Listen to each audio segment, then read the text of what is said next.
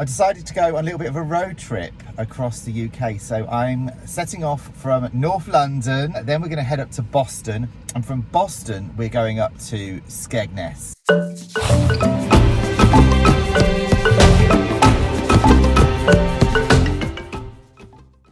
With my mate Joe. Hello. And I'm going to be meeting up with some friends along the way. So I'm dead excited. Now, if you haven't yet subscribed to the channel, please do take a moment, click subscribe or follow or like. It does really help the channel and I'd really appreciate it. So without further ado, let's go. After getting out of London, we headed for the A1. The journey itself was due to take us around about 2 hours. We're around about, I would say, 15 miles from Boston, and we've stopped off for a little bit of lunch, a little bit of a picnicker, and we found this lovely windmill. Maulton Windmill is the tallest mill in Britain. It's 9 floors and over 24 metres above ground level. Now, there's tours around the windmill, but do check out the website for further details. The windmill was built in 1822 for Robert King. After our pit stop, it was now time to continue our journey to Boston. Well, we finally arrived here in Boston, and we're staying right in the town centre at the King's Arms pub. And we're in a gorgeous room, actually. It's absolutely lovely. It's divine. It's got a double bed in it. We've got bathroom, ensuite. We're right above the front door, and just across the road from us, we've got a gorgeous view of it. We've got the windmill, which I will be visiting at some stage during this vlog. Anyhow, let's go and explore. Boston is a small port and market town in Lincolnshire. The town is dominated by the tower of St Botolph's Church. It's tide's out at the moment, but there's some lovely sort of wine bars and things by the river. You can imagine when the tide is up and if it's a lovely day, it'd be fabulous. As you approach Boston, you can't help but notice this huge perpendicular tower of St Botolph's Church. It dominates the landscape for miles, and the tower that you see here is 83 metres high, and it's also known as the Stump. Now, to get to the top, it's 209 steps. The church was finished in around about 1510, and this was when Boston was flourishing as the second wealthiest port in the UK.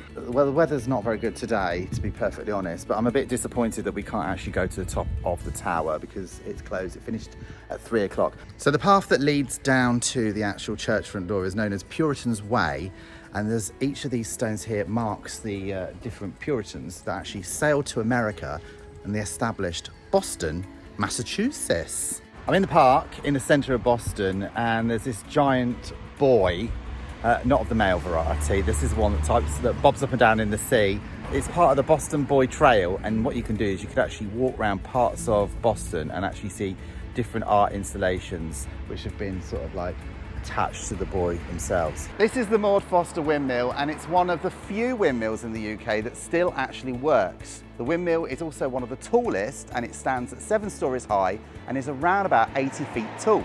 Now, she's named after a drain, which you can see behind me. It looks like a river, and it was built back in 1819 for Isaac and Thomas Reckitt of Wainfleet. Now, it was repaired and restored back in 1988 by the Waterfield family, who took it on and lovingly restored it to its former glory. We're going to actually go over to the windmill and get some fresh oats and some porridge from there to take back. Needs must. It's right on your doorstep. You've got to, haven't you, really? Now, how do we cross this? So this, what looks like a river here, is actually a drain for the fields at the top. Right, we've found somewhere that we can actually cross over. Otherwise, I think you need a boat. We're going in the shop to get some oats for porridge and some wheat so Joe can make some bread. Have you ever made bread before? Bread comes from Tesco's. Everyone knows that. Check out the website for the opening times of the shop and for the tours. Here's what I've bought. I've got some quick porridge oats, and on the back is how to actually make it. So it's all made here. It's fabulous, nice and fresh and healthy. So here is the finished product. Do you know, I've never actually been in a real windmill before. I'm just wondering if there's going to be mice in here. I feel like a song coming on, to be honest with you. Right, I've got to climb up this ladder. There's 7 of these floors.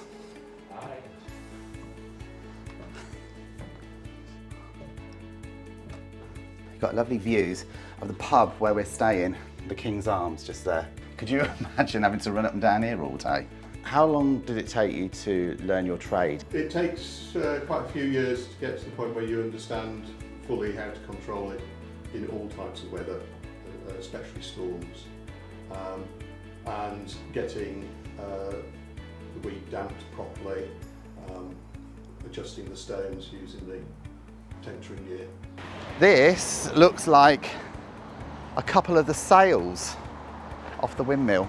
So could you imagine jumping off the balcony onto one of those sails, going all the way round and then jumping back off when it got to there? One of the millers here would go around on the sails for £0.50, which is 12.5 pence. And he would jump off the balcony onto the moving sail, grip on, and go all the way around, and then jump off and got back down to the ground. Have you ever done that? No. I saw a mouse. Where? There on the stairs.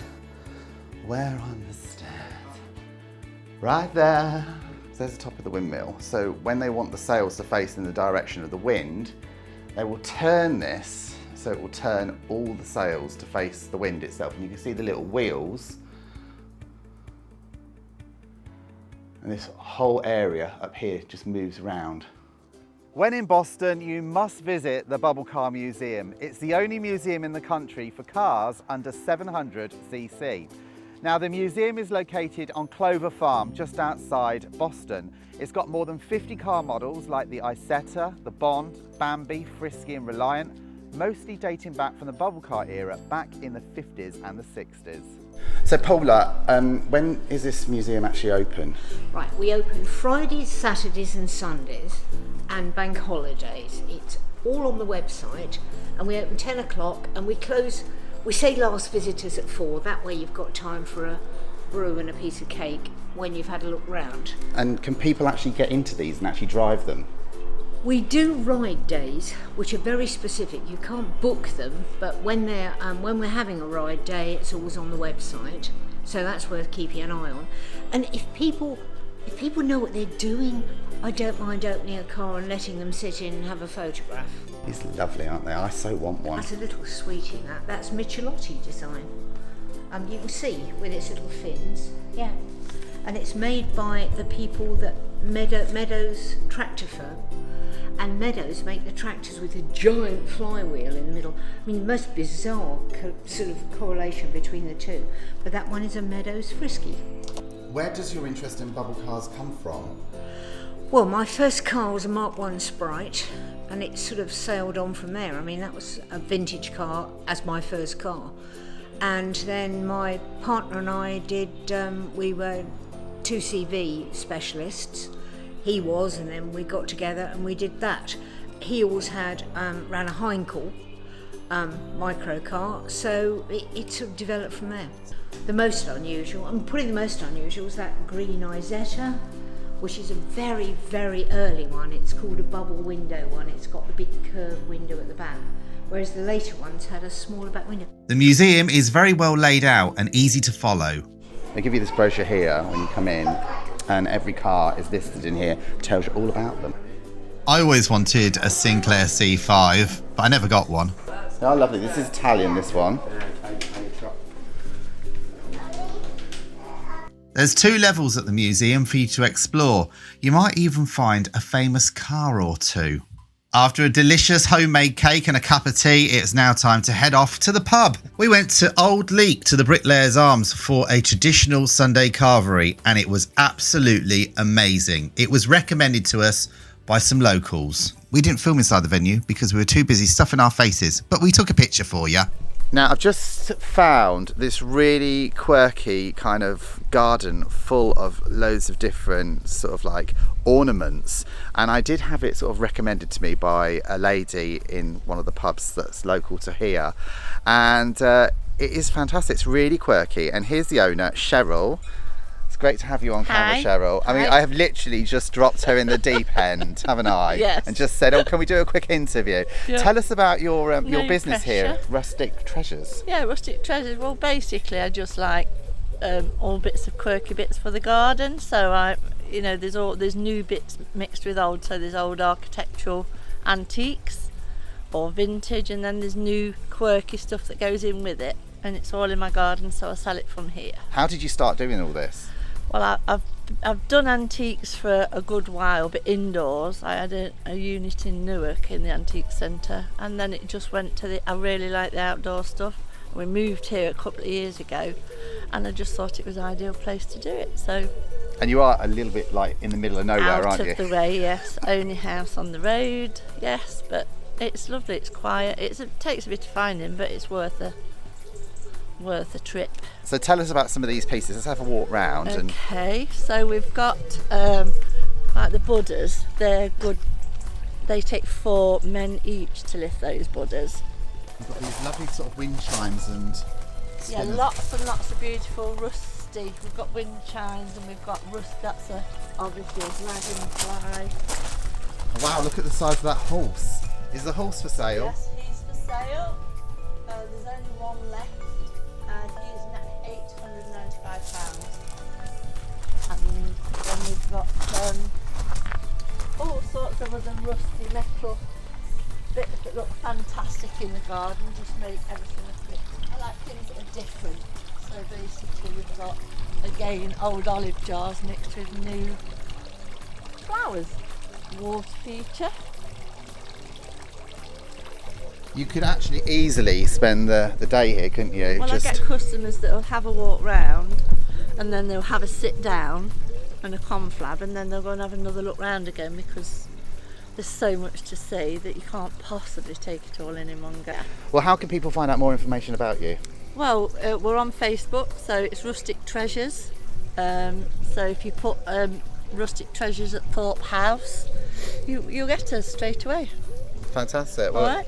Thank you for inviting us in and showing us around your wonderful garden. You're welcome. Okay, we've arrived at this big pink building which used to be the old YMCA.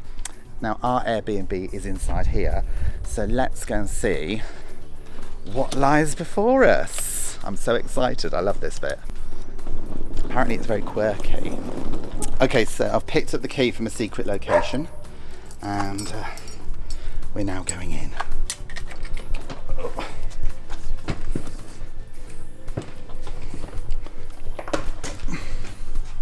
We're getting there. It's big. You can tell it used to be some sort of big hall. And here's our room here. Oh, I do love to be beside the seaside. I can hear dance classes going on in the background.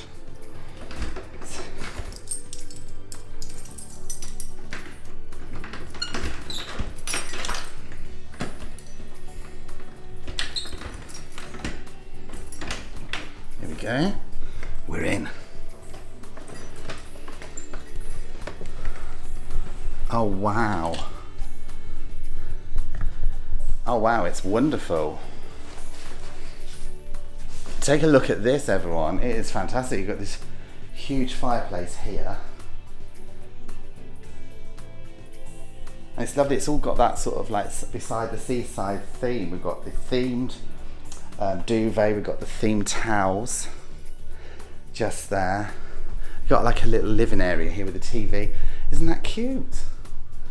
And all these little seasidey things, net on the top. Look at these lights up here, fantastic. Aren't they lovely? And then in here, this must be the toilet. It's like a little beach hut. So we've got a shower.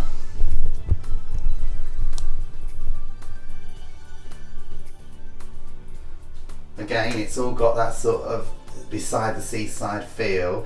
Look at these little taps as well, they're so cute. That's wonderful. Oh, look at this, this is so cute. This is what you switch the shower on with. What we're doing now is we're now heading for a bit of a walk. It's nearly 2 miles up to a cafe bar for cocktails, and the bar is called The View. It's relatively easy to find The View. It's in between Skegness and Windmills, just along the seafront. Hello.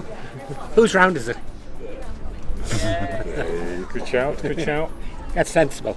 As well as amazing coastal views, you can also people watch. The beach is absolutely gorgeous. It's a sandy beach, it's really clean, and as you can see, there's not many people on it. Admittedly, it's not that hot today, but there is enough beach up and down the coast for people to really space out. You're not congested on the beach at all. Just up here is Windmills, which is another holiday resort, and that's also the home of Butlins, where the sort of traditional seaside holiday began, especially those holiday camps. And Billy Butlins set up his first holiday camp just up there. So that's Butlins up there. Further down here, look in the distance, you might see what looks like a chimney. That's actually the big wheel. That's actually the heart of Skegness. So that's where the fun fairs are and everything else. So it's around about 2 miles walk down the hill. But I've got to say, this coastal walk up here, it's absolutely lovely. In the distance over there, you can see Hunstanton, and every now and again, parts of the coastline start to look really bright, and that's because the sun is on that part of the coast. So you do get the elements all the way around the wash just here. By night, this place comes alive. It's called Skeg Vegas, and you can see why. Look at the lights. If you like your bingo, seriously, go here. Oh, I like those grabbing machines as well. These ones. Oh, they've got Wheel of Fortune.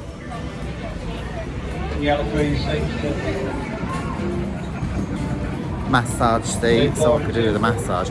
Deal or no deal here. Look at this one here with a big grabber.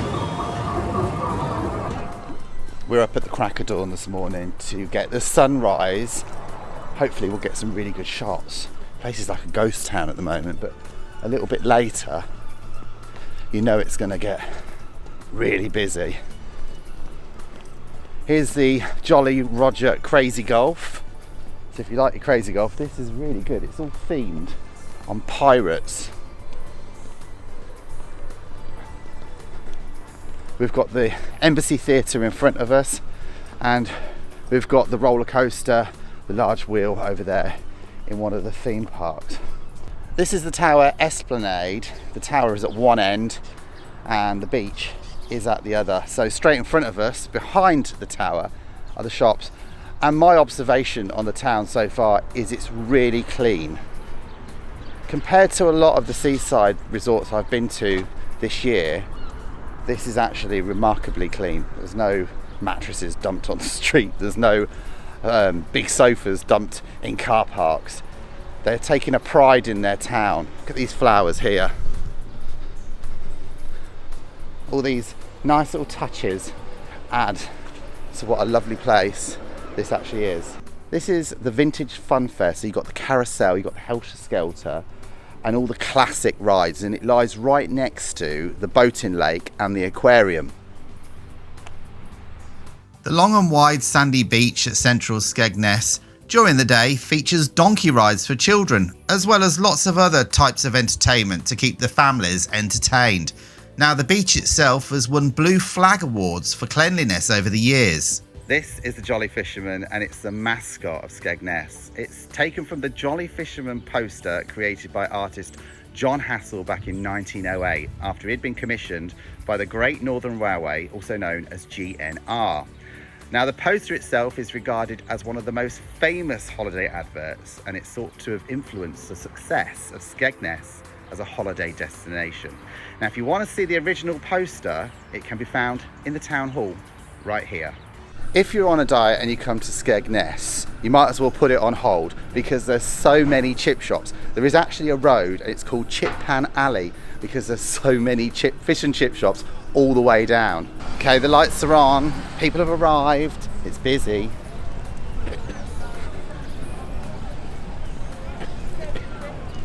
So I think now what we're going to do is we're going to go onto the boating lake. So excited, it's been ages since I've been on a pedalo. Hope you don't sink it.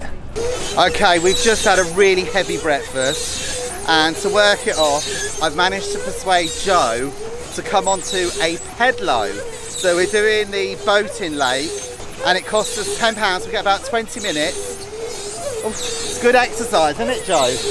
Down to the wall. I'm a hardened sailor, you know. I've been on the Queen Mary. Titanic. Well, it could be. Too much exercise first thing. One thing you've got to do when you're staying on the Wash, regardless of what side, is you've got to go and see some seals. And we've come here to Natureland Seal Sanctuary to actually see some. I'm so excited. I love them. They're so cute. At Natureland, they're known worldwide for rescuing and rehabilitating orphaned and injured seal pups that they find along the Lincolnshire coast.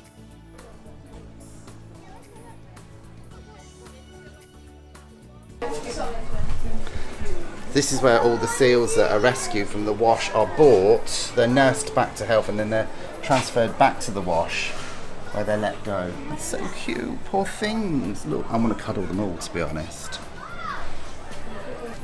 They're really not well. As well as looking at seals, there's other animals, birds and reptiles for you to look at, as well as these alpacas that look like they need to go to Vidalsa soon for a proper haircut. Well, all good things come to an end, and sadly that's the end of our road trip here in Lincolnshire. Please do subscribe to the channel and add us on your social networks. Also leave a comment in the box below. That's it from me. Thanks for watching.